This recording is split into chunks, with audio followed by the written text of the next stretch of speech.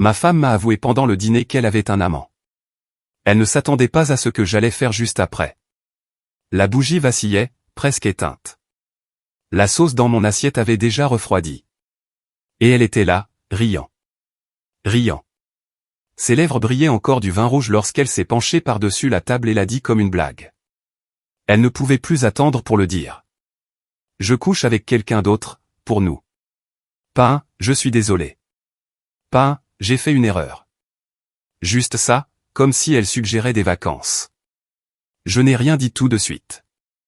Honnêtement, j'attendais la chute, un sourire en coin, une de ces blagues tordues qu'elle me faisait parfois quand elle pensait que j'avais besoin de me détendre. Mais elle a continué. Tu sais comment les couples tombent dans la routine, n'est-ce pas? Comme de vieux pulls. J'ai pensé que si j'ajoutais quelque chose d'excitant au mélange, tu te réveillerais, toi aussi. Elle a découpé son saumon comme si nous discutions du menu de la semaine. Dehors, par la fenêtre, un couple se tenait la main. L'homme a embrassé le sommet de la tête de la femme, comme s'il croyait encore au « pour toujours ». Et pendant ce temps, à l'intérieur, ma femme avouait son adultère avec le même ton qu'elle utilise pour retourner une paire de chaussures. Trevor. C'était son nom. Je m'en souviens parce qu'elle l'a lâché si nonchalamment entre deux bouchées. Il est juste amusant.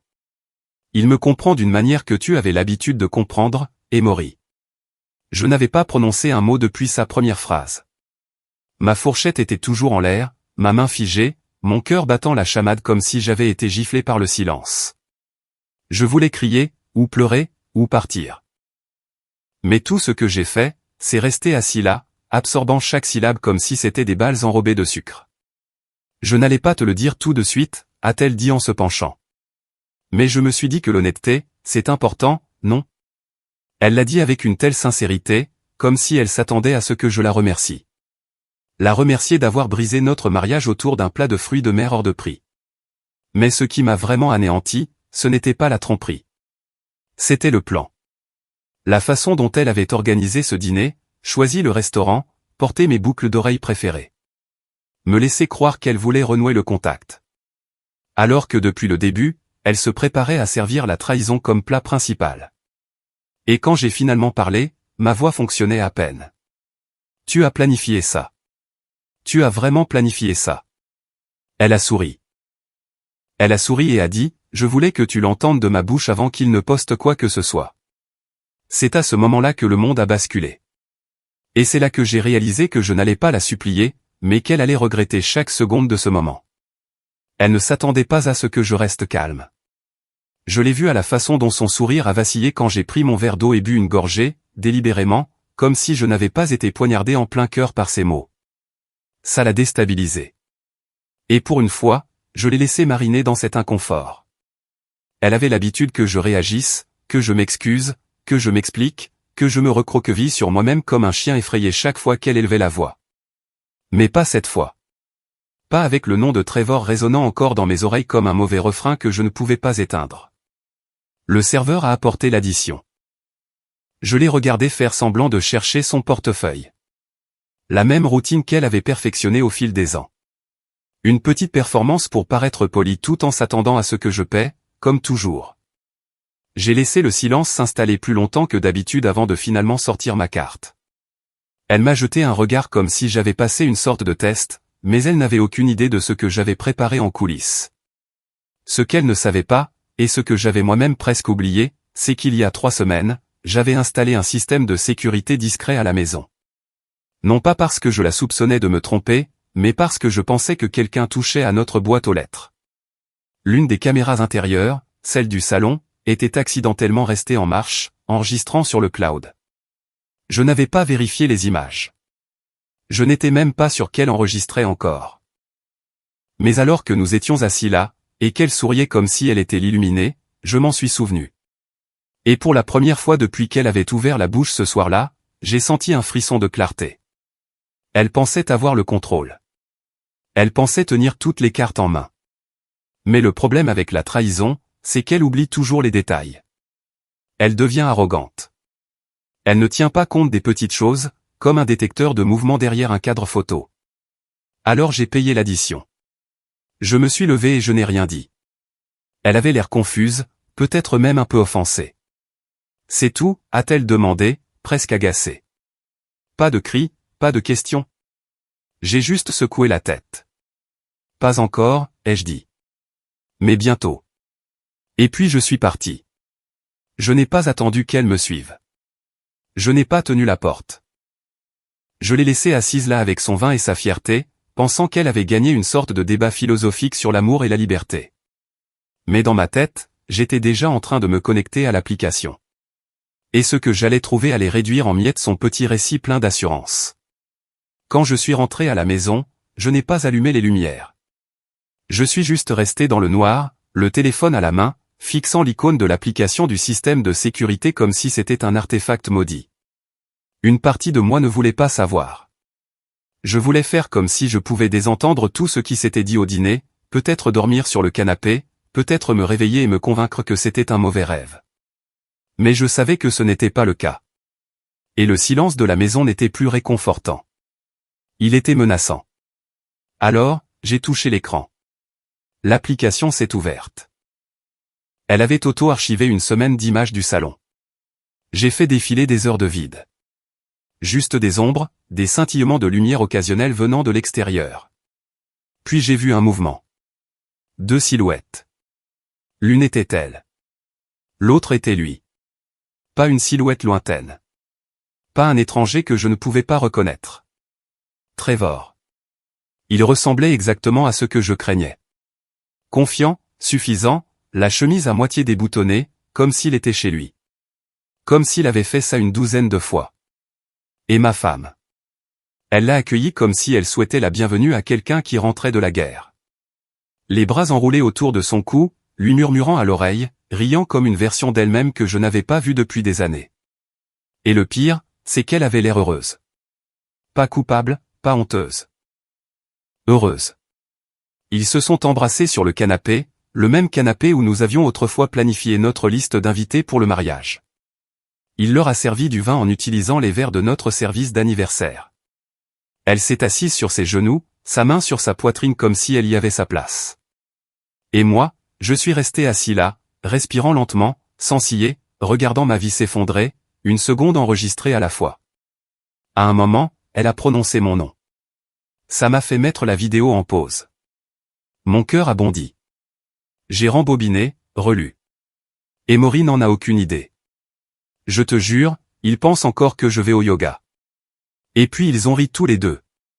Je ne savais pas ce qui faisait le plus mal, sa trahison ou le fait que j'avais été transformé en chute de leur blague. Pour la première fois depuis très longtemps, j'ai ressenti quelque chose de nouveau.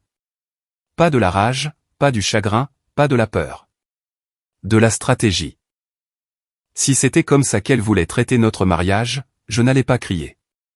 Je n'allais pas supplier. Je n'allais pas faire de scène.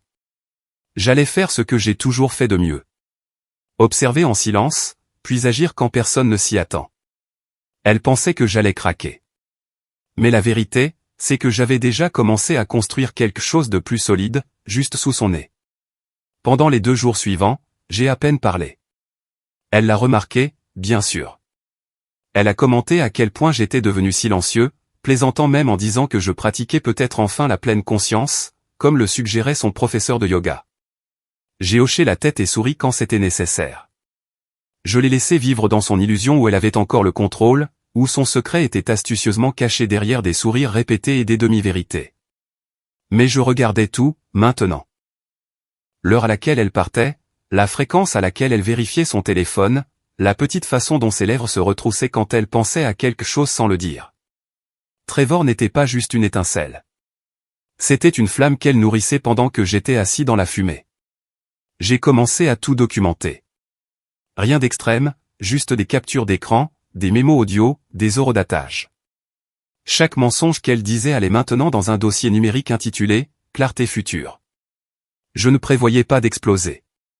Je prévoyais de sortir proprement, silencieusement, avec le genre de précision qui laisse un écho durable. La première graine que j'ai plantée a pris la forme d'une enveloppe. Je l'ai laissée sur le comptoir de la cuisine juste avant de partir à la quincaillerie. Elle était vierge, scellée, mais elle avait un certain poids, assez pour la rendre curieuse.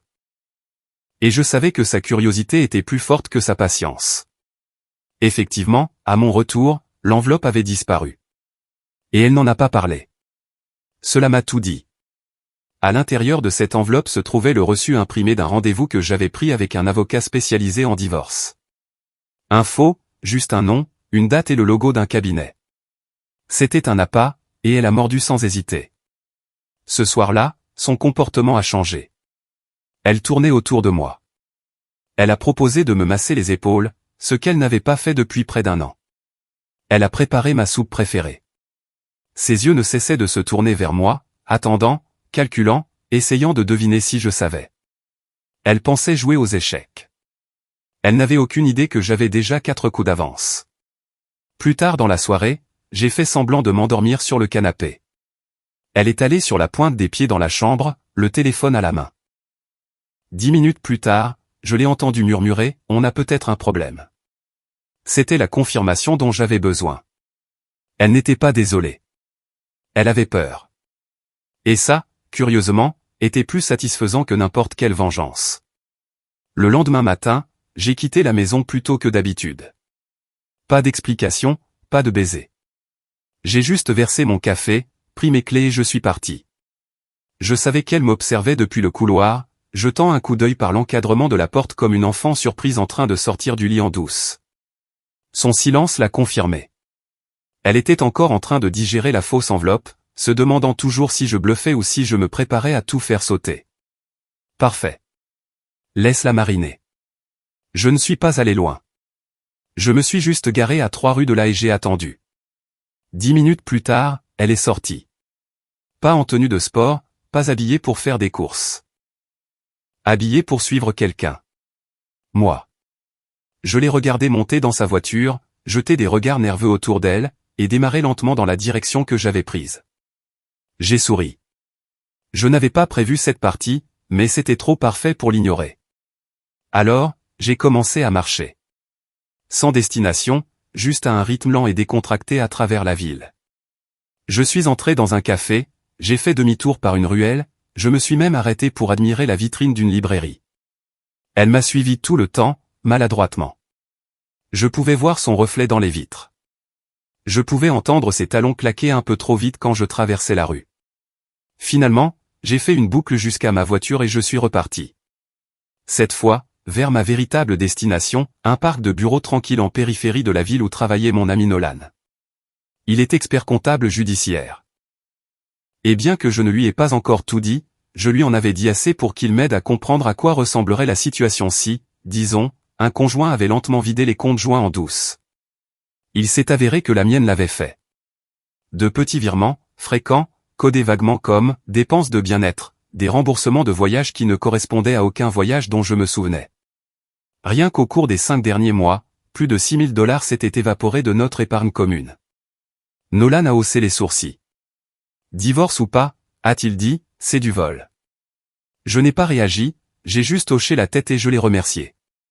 Je crois qu'il s'attendait à plus d'émotion, mais j'étais au-delà de ça maintenant. J'avais la preuve de l'infidélité, la preuve de la tromperie, et maintenant un motif financier. Tout ce qu'il me restait à faire, c'était de choisir le bon moment. Quand je suis rentré à la maison, elle était dans la cuisine. Elle avait préparé quelque chose. Du pain à la banane, peut-être. Je n'ai pas demandé. Elle a levé les yeux, surprise. Sa voix s'est brisée. Où étais-tu? J'ai souri doucement. Oh, juste besoin de prendre l'air. Elle a hoché la tête trop rapidement, comme si elle était d'accord avec quelque chose qui n'avait pas été dit. Et pour la première fois, j'ai réalisé qu'elle avait peur de me perdre. Pas parce qu'elle m'aimait, mais parce qu'elle était terrifiée de perdre son contrôle. Et je n'avais aucune intention de le lui rendre. Elle a dû penser qu'elle couvrait ses traces. La façon dont elle a changé le code de son téléphone, comment elle a commencé à poser son écran face contre table quand elle entrait dans une pièce, son intérêt soudain pour se déconnecter plus souvent, lire des livres papier, tenir un journal, se déconnecter du bruit numérique, comme elle disait. Ça aurait été impressionnant si ce n'était pas si tard. J'en avais déjà assez vu, assez entendu, assez su. Et elle vivait toujours dans l'illusion qu'elle pouvait diriger ce récit. Mais c'est le message de groupe qui a tout changé. Trevor, l'intelligent, le suffisant Trevor, n'avait aucune idée que son numéro était toujours sauvegardé sur notre ordinateur portable commun, datant de l'époque où il l'avait aidé à configurer son Spotify. Je connaissais sa voix grâce à la vidéo. Et maintenant, j'avais son numéro, ce qui signifiait que j'avais accès à toutes sortes de choses, y compris l'invitation à une petite réunion privée prévue pour vendredi soir. Une fête, décontractée, chic, discrète. Et devinez quel nom était sur la liste des invités? Le sien. Pas le mien. Le lieu était l'une de ces maisons de ville modernes du quartier des Arts.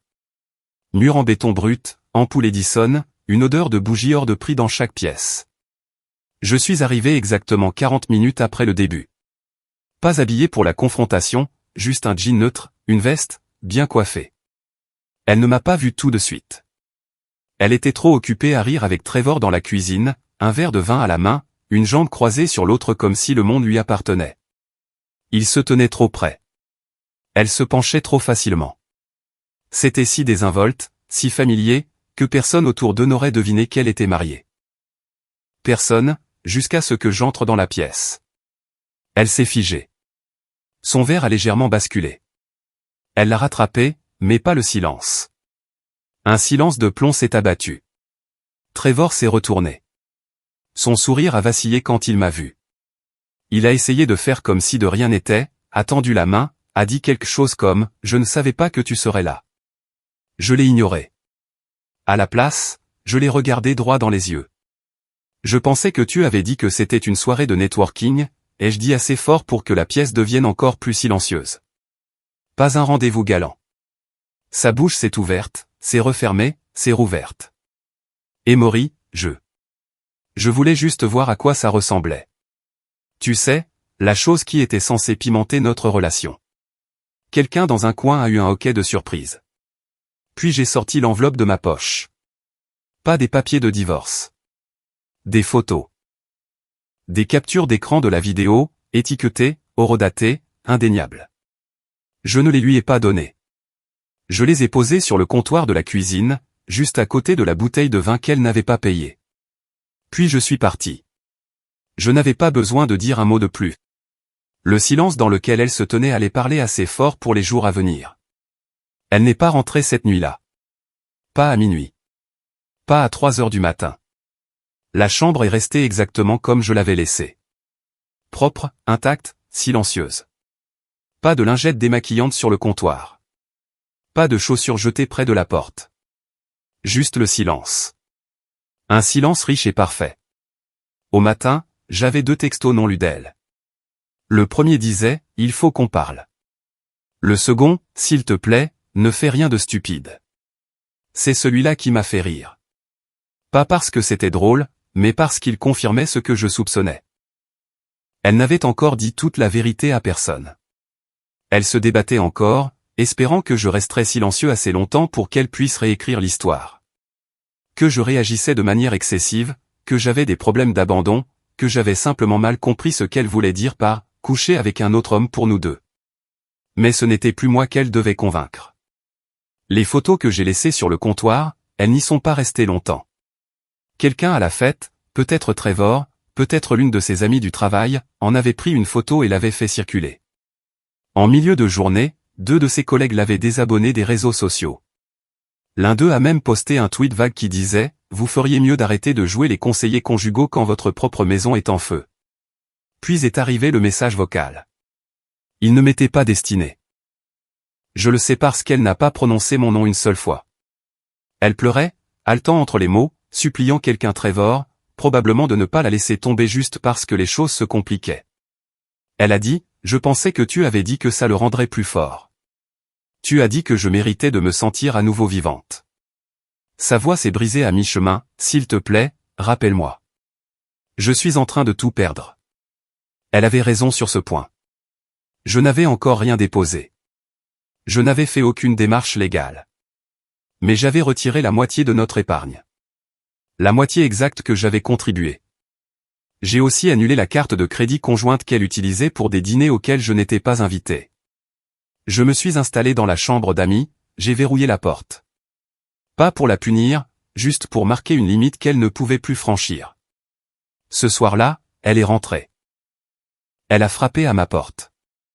Emory, a-t-elle dit, d'une voix douce et hésitante. Je sais que j'ai tout gâché. Je n'ai pas répondu. Elle a glissé une note pliée sous la porte. Je ne l'ai pas ramassée. Je n'en avais pas besoin, car la seule chose que je voulais d'elle maintenant, c'était de l'espace, et la compréhension que certaines excuses arrivent trop tard. 3 semaines ont passé. Elle a pleuré la plupart des nuits derrière la porte de la chambre d'où elle m'avait autrefois exclu. Elle laissait des petits mots sur le frigo, des rappels tendres qui auraient autrefois signifié quelque chose. J'ai fait ton thé préféré, ou on peut parler ce soir? Je n'ai répondu à aucun d'eux. Je n'ai pas crié, je n'ai pas accusé. Cette partie de moi s'était tue, comme une radio enfin débranchée après des années de parasite. Ce que j'ai fait à la place, c'est respirer. J'ai recommencé à courir, juste 15 minutes autour du pâté de maison, mais c'était comme si mes poumons m'appartenaient à nouveau. J'ai ressorti une guitare d'occasion que je n'avais pas touchée depuis l'université. J'ai revu Nolan, pas pour parler de finances, mais juste pour prendre un café. J'ai ri pour de vrai cette fois. Pas le rire forcé que je simulais au dîner où elle me donnait des coups de coude sous la table pour que je souris davantage. Je n'étais plus amer. Juste lucide. Elle m'a demandé une fois, un mardi au hasard, alors que je passais devant elle dans le couloir, c'est vraiment la fin. Je me suis arrêté, j'ai croisé son regard et j'ai dit, non. La fin, c'était il y a longtemps. Ça, c'est juste moi qui l'admets enfin. Le jour où je suis parti, je n'ai pas fait de scène. J'ai fait une valise, j'ai laissé la clé sur le comptoir. Pas de discours dramatique. Juste la liberté, et un calme qui ne semblait plus vide, mais mérité. Qu'est-il arrivé à Trevor? Je ne sais pas. Et je m'en fiche. Cette partie de l'histoire s'est terminée sans moi. Et c'est exactement comme ça qu'elle devait se terminer. Maintenant, je vis dans un petit appartement au-dessus d'une librairie. Les murs sont fins, mais la paix est réelle. J'ai même reçu mon frère le week-end dernier. Nous avons ri pendant des heures. Pas de regard gêné. Pas de secret flottant dans l'air. Juste la vie comme elle devrait être, honnête et sans fardeau. Les gens pensent que la conclusion vient de la confrontation, des cris ou de la vengeance. Mais parfois, la conclusion, c'est simplement de s'en aller sans avoir besoin de prouver quoi que ce soit. Voilà donc mon histoire. Un homme silencieux, un dîner gâché, et le jour où j'ai arrêté de mendier un amour qui n'avait jamais vraiment été le mien.